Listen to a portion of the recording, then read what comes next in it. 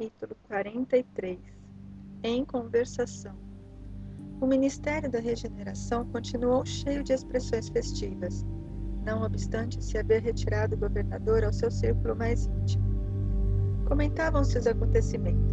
Centenas de companheiros se ofereciam para os trabalhos árduos da defensiva, assim correspondendo ao apelo do grande chefe espiritual. Procurei Tobias para consultá-lo sobre a possibilidade do meu aproveitamento, mas o generoso irmão sorriu da minha ingenuidade e falou: André, você está começando agora uma tarefa nova. Não se precipite, solicitando acréscimo de responsabilidade. Haverá serviço para todos. Disse-nos ainda agora o governador. Não se esqueça de que as nossas câmaras de retificação constituem núcleos de esforço ativo dia e noite. Não se aflija. Recorde que 30.000 servidores vão ser convocados para a vigilância permanente. Destarte na retaguarda, serão muitos grandes os claros a preencher. Identificando meu desapontamento, o bondoso companheiro bem-humorado acentuou depois de ligeira pausa. Contente-se com a matrícula na escola contra o medo. Creia que isso lhe fará enorme bem. Nesse ínterim recebi grande abraço de Lísias, que integrara na festa a deputação do Ministério do Auxílio. Com a licença de Tobias, retirei-me em companhia de Lísias para gozar de palestra mais íntima.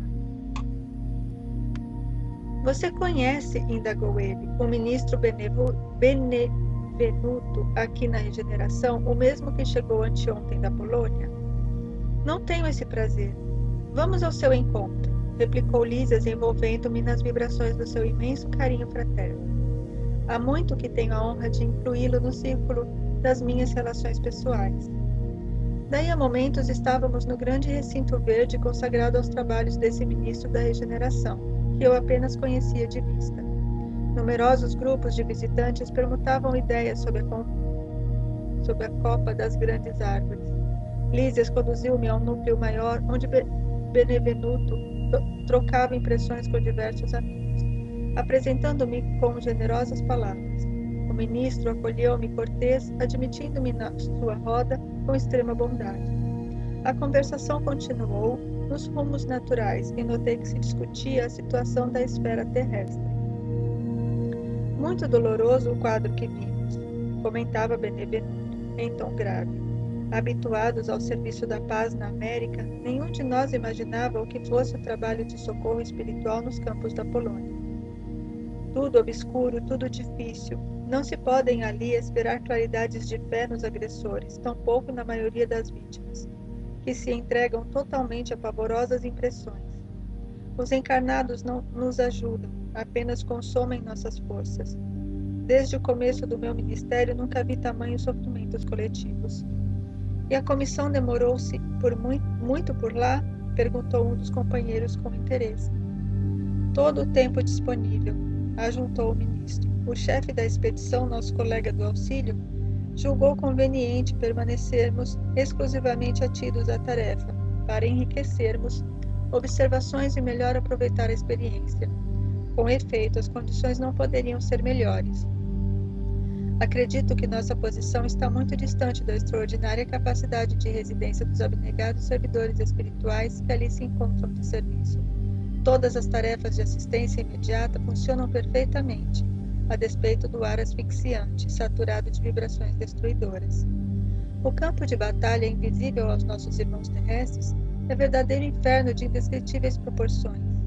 Nunca, como na guerra, evidencia o espírito humano a condição de alma decaída, apresentando características essencialmente diabólicas. Vi homens inteligentes e instruídos localizarem com minuciosa atenção determinados setores de atividade pacífica, para o que chamam impactos diretos. Bombas de alto poder explosivo destroem edifícios pacientemente edificados. Aos fluidos venenosos da metralha casam-se as emanações pestilentas do ódio e tornam quase impossível qualquer auxílio. O que mais nos contristou, porém, foi a triste condição dos militares agressores, quando algum deles abandonava as vestes carnais, compelido pelas circunstâncias. Dominados na maioria por forças tenebrosas, fugiam dos espíritos missionários, chamando-lhes a todos fantasmas da cruz. E não eram recolhidos para esclarecimento justo? Inquiriu alguém, interrompendo o narrador. Benevenuto esboçou um gesto significativo e respondeu: será sempre possível atender aos loucos pacíficos no lar, mas que remédio se reservará aos loucos furiosos, senão o hospício? Não havia outro recurso para tais criaturas senão deixá-las nos precipícios das trevas, onde serão naturalmente compelidas a reajustar-se, dando ensejo a pensamentos dignos. É razoável, portanto, que as missões de auxílio recolham apenas os predispostos a receber o socorro elevado. Os espetáculos imprevistos foram, portanto, demasiadamente dolorosos, por muitas razões. Valendo-se de ligeiro intervalo, outro companheiro opinou: é quase incrível que na Europa, com tantos patrimônios culturais, se tenha abalançado a semelhante calamidade. Falta de preparação religiosa, meus amigos, definiu o ministro com expressiva inflexão de voz. Não basta ao homem a inteligência apurada, é-lhe necessário iluminar raciocínios para a vida eterna.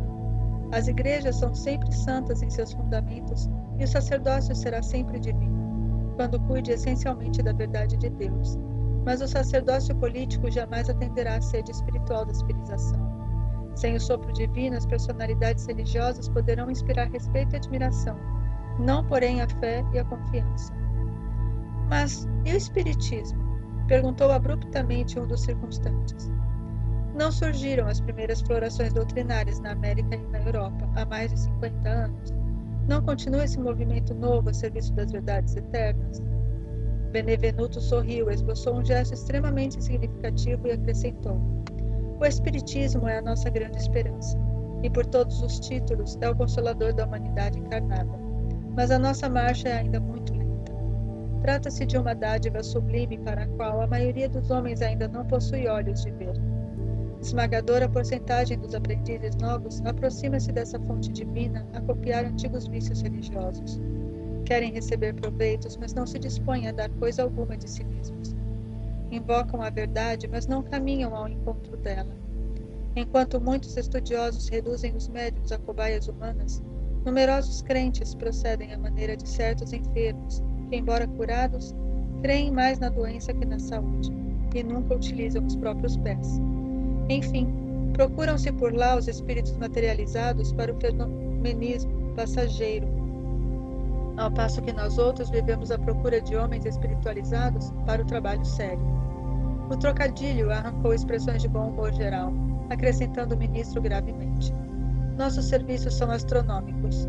Não esqueçamos, porém, que todo homem é semente da divindade.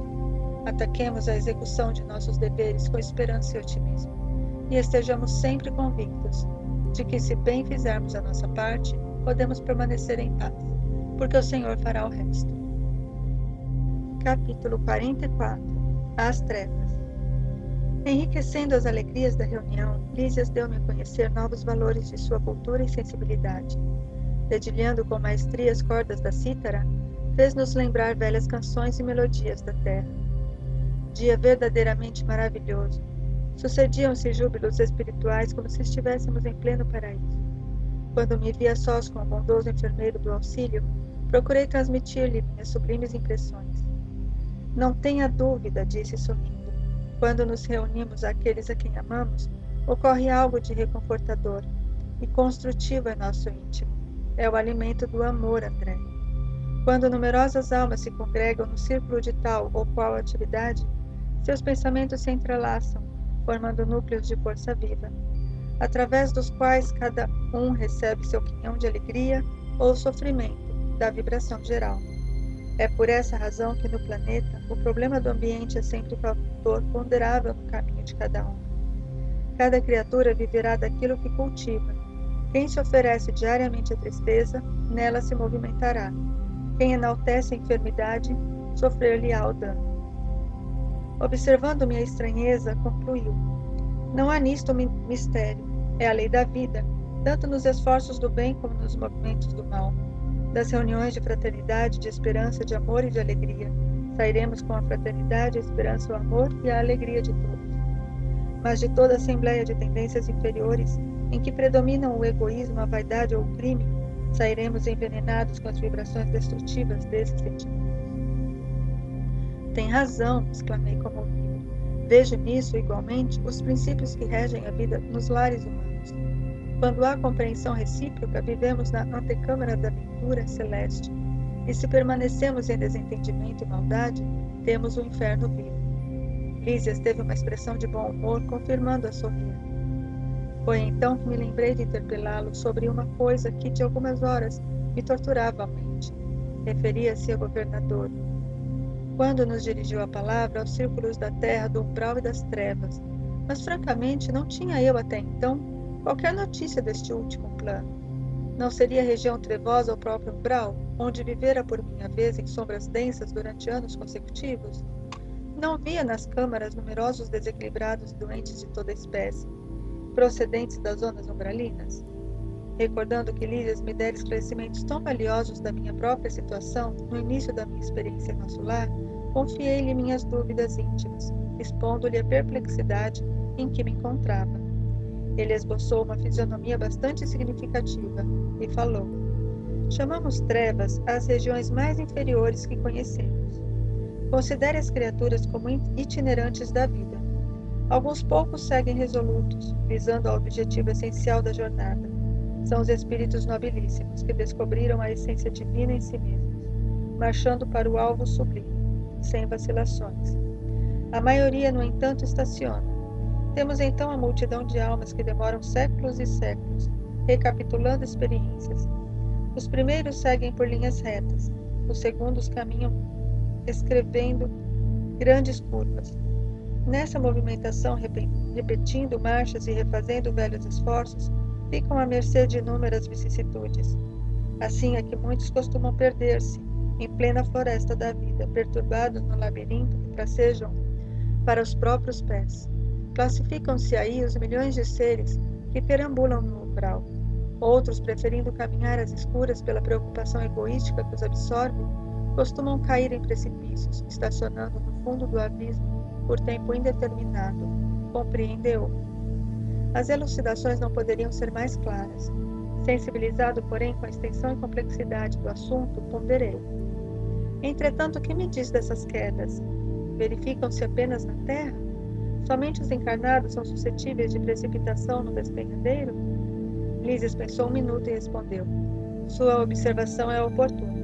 Em qualquer lugar o espírito pode precipitar-se nas furnas do mal, salientando-se, porém, que nas esferas superiores as defesas são mais fortes, imprimindo-se, consequentemente, mais intensidade de culpa na falta cometida.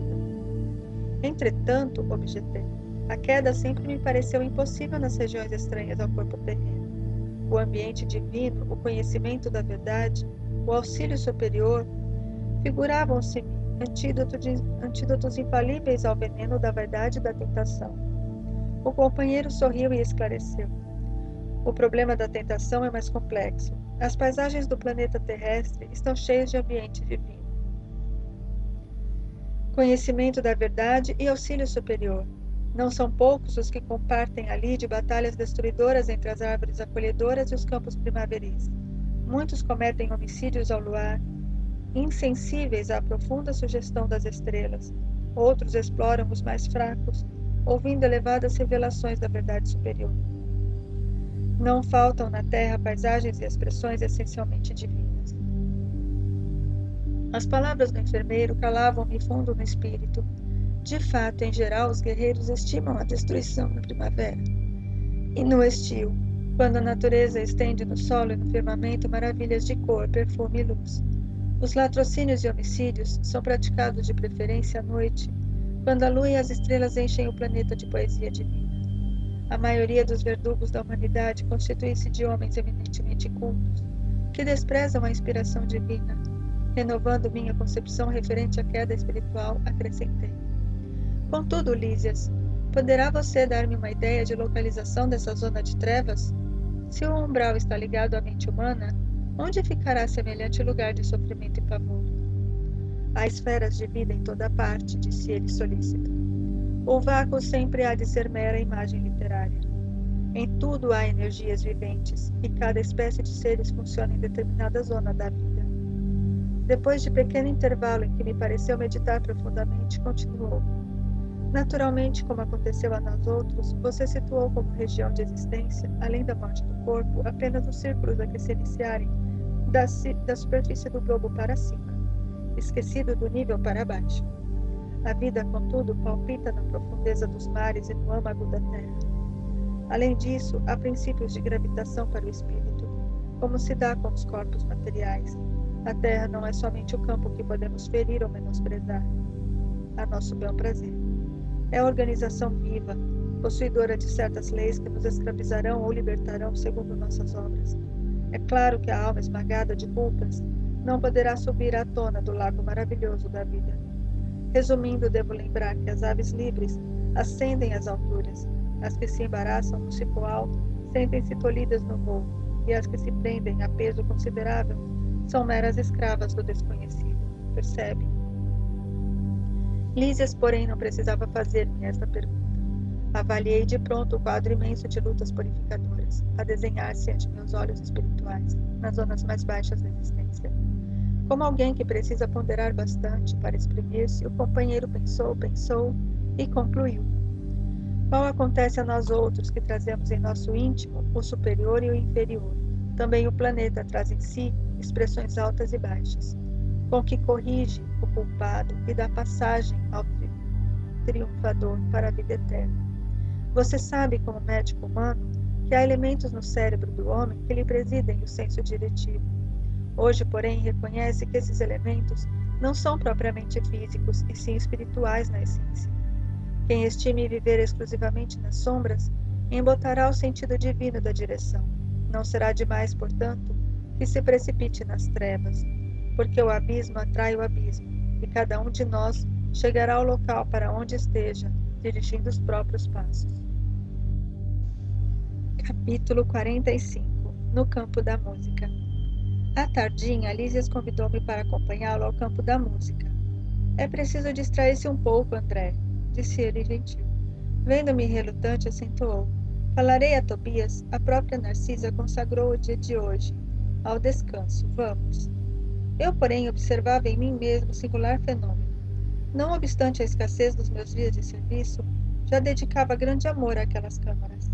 As visitas diárias do ministro Genésio, a companhia de Narcisa, a inspiração de Tobias, a camaradagem dos companheiros, tudo isso me falava particularmente ao espírito. Narcisa, Salúcio e eu aproveitávamos todos os instantes de folga para melhorar o interior aqui e ali, suavizando a situação dos enfermos, que estimávamos de todo o coração, como se fossem nossos filhos.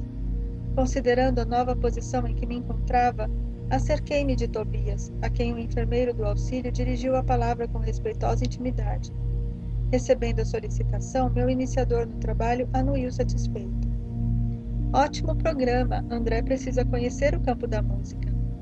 E abraçando-me, não hesite, aproveite, volte à noite quando quiser, todos os nossos serviços estão convenientemente atendidos. Acompanhei Lísias reconhecidamente, atingindo-lhe a residência, no Ministério do Auxílio. Tive a satisfação de rever a senhora Laura e informar-me quanto ao regresso da abnegada mãe de Heloísa, que deveria regressar do planeta na próxima semana. A casa estava repleta de contentamento. Havia mais beleza no interior doméstico, novas disposições no jardim. Despedindo-nos, a dona da casa me abraçou e falou bem-humorada. Então, doravante a cidade terá mais um frequentador para o campo da música. Tome cuidado com o coração. Quanto a mim, ainda ficarei hoje em casa. Vingar-me-ei de vocês, porém muito breve. Não me demorarei a buscar meu alimento na terra. Em meio da geral alegria, ganhamos a via pública. As jovens faziam-se acompanhar de Polidoro e Estácio, com quem palestravam animadamente. Lísias a meu lado, logo que deixamos o aerobus, numa das praças do Ministério da Elevação, disse carinhoso. Finalmente você vai conhecer minha noiva, a quem tenho falado muitas vezes a seu respeito. É curioso, observei intrigado, encontrarmos noivados também por aqui. Como não vive o amor sublime no corpo mortal ou na alma eterna? Lá no círculo terrestre, meu caro, o amor é uma espécie de ouro abafado nas pedras brutas. Tanto misturam os homens com as necessidades, os desejos e estados inferiores, que raramente se diferenciará a ganga do precioso metal. A observação era lógica. Reconhecendo o efeito benéfico da explicação, prosseguiu. O noivado é muito mais belo na espiritualidade. Não existem véus de ilusão a obscurecer-nos o olhar. Somos o que somos. Lacínia e eu já fracassamos muitas vezes nas experiências materiais. Devo confessar que quase todos os desastres do pretérito tiveram origem na minha imprevidência e absoluta falta de autodomínio. A liberdade que as leis sociais do planeta conferem ao sexo masculino ainda não foi devidamente compreendida por nós outros. Raramente algum de nós a utiliza no mundo em serviço de espiritualização. A miúde, convertemo-la em resvaladouro para a animalidade. As mulheres, ao contrário, têm tido até agora a seu favor as disciplinas mais rigorosas. Na existência passageira, sofrem-nos a tirania e suportam o peso das nossas imposições. Aqui, porém, verificamos o reajustamento dos valores. Só é verdadeiramente livre quem aprende a obedecer. Parece paradoxo e, todavia, é a expressão da verdade. Contudo, indaguei, tem você em mira novos planos para os círculos carnais? Nem podia ser de outro modo, explicou ele pressuroso. Necessito enriquecer o patrimônio das experiências e, além disso, minhas dúvidas para com o planeta são ainda enormes. Lacínia e eu fundaremos aqui, dentro em breve, nossa casinha de felicidade, crendo que voltaremos à Terra precisamente daqui a uns 30 anos. Havíamos alcançado as cercanias do campo da música. Luzes de indescritível beleza banhavam um extenso parque, onde se ostentavam encantamentos de verdadeiro conto de fadas. Fontes luminosas traçavam quadros surpreendentes. Um espetáculo absolutamente novo para mim. Antes que pudesse manifestar minha profunda admiração, Lísia se recomendou bem-humorada. Lacínia sempre se faz acompanhar de 2 irmãs, às quais espero faça você as honras de cavalheiro. Mas, Lísias, respondi reticencioso, considerando minha antiga posição conjugal, você deve compreender que estou ligado a Zélia. O enfermeiro amigo, nesse instante, riu a valer, acrescentando, era o que faltava. Ninguém quer ferir seus sentimentos de fidelidade.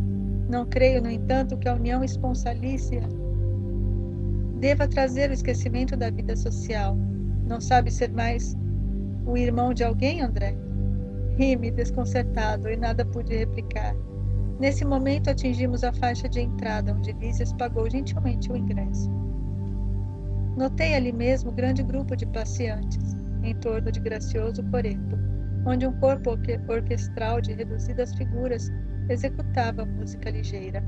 Caminhos marginados de flores desenhavam-se à nossa frente, dando acesso ao interior do parque em várias direções. Observando minha admiração pelas canções que se ouviam, o companheiro explicou. Nas extremidades do campo temos certas manifestações que atendem ao gosto pessoal de cada grupo dos que ainda não podem entender a arte sublime. Mas no centro temos a música universal e divina, a arte santificada por excelência. Com efeito, depois de atravessarmos alamedas risonhas, onde cada flor parecia possuir seu reinado particular, comecei a ouvir maravilhosa harmonia dominando o céu. Na terra há pequenos grupos para o culto da música fina e multidões para a música regional. Ali, contudo, verificava-se o contrário. O centro do campo estava repleto. Eu havia presenciado numerosas agregações de gente na colônia. Extasiara-me ante a reunião que o nosso ministério consagrara ao governador. Mas o que via agora excedia tudo que me deslumbrara até então. A nata de nosso lar apresentava-se em magnífica forma. Não era luxo, nem excesso de qualquer natureza, o que proporcionava tanto brilho ao quadro maravilhoso. Era a expressão natural de tudo, a simplicidade confundida com a beleza, a arte pura e a vida sem artifícios. O elemento feminino aparecia na paisagem revelando extremo apuro de gosto individual, sem desperdício de adornos e sem trair a simplicidade divina. Grandes árvores, diferentes das que se conhecem na terra, guarnecem belos recintos iluminados e acolhedores. Não somente os pares afetuosos demoravam nas estradas floridas. Grupos de senhoras e cavalheiros entretinham-se em animada conversação, valiosa e construtiva. Não obstante sentir-me sinceramente humilhado pela minha insignificância ante aquela aglomeração seletíssima, experimentava a mensagem silenciosa de simpatia no olhar de quantos me defrontavam. Ouvia frases soltas relativamente aos círculos carnais, e contudo em nenhuma palestra notei o mais ligeiro laivo de malícia ou de acusação aos homens. Discutia-se o amor, a cultura intelectual, a pesquisa científica, a filosofia edificante, mas todos os comentários tendiam à esfera elevada do auxílio mútuo, sem qualquer atrito de opinião. Observei que ali o mais sábio restringia as vibrações de seu poder intelectual, ao passo que os menos instruídos elevavam quanto possível a capacidade de compreensão para absorver as dádivas do conhecimento superior. Em palestras numerosas recolhia referências a Jesus e ao Evangelho, e, no entanto, o que mais me impressionava era a nota de alegria reinante em todas as conversações. Ninguém recordava o mestre com as vibrações negativas da tristeza inútil ou do injustificável desalento. Jesus era lembrado por todos como o supremo orientador das organizações terrenas, visíveis e invisíveis, cheio de compreensão e bondade, mas também consciente da energia e da vigilância necessárias à preservação da ordem e da justiça. Aquela sociedade otimista encantava-me. Diante dos olhos tinha concretizadas as esperanças de grande número dos pensadores verdadeiramente nobres na terra. Grandemente maravilhado com a música sublime, ouvi Lísias dizer: nossos orientadores em harmonia absorvem raios de inspiração nos planos mais altos, e os grandes compositores terrestres são, por vezes, trazidos às esferas como a nossa, onde recebem algumas expressões melódicas, transmitindo-as, por sua vez, aos ouvidos humanos, adornando os temas recebidos com o gênio que possuem. O universo, André, está cheio de beleza e sublimidade. O facho resplandecente e eterno da vida procede originariamente de Deus. O enfermeiro do auxílio, todavia, não pôde continuar. Fôramos defrontados por gracioso grupo. Lacínia e as irmãs haviam chegado e era preciso atender aos imperativos da confraternização. Capítulo 46. Sacrifício de mulher. 1 ano se passou em trabalhos construtivos.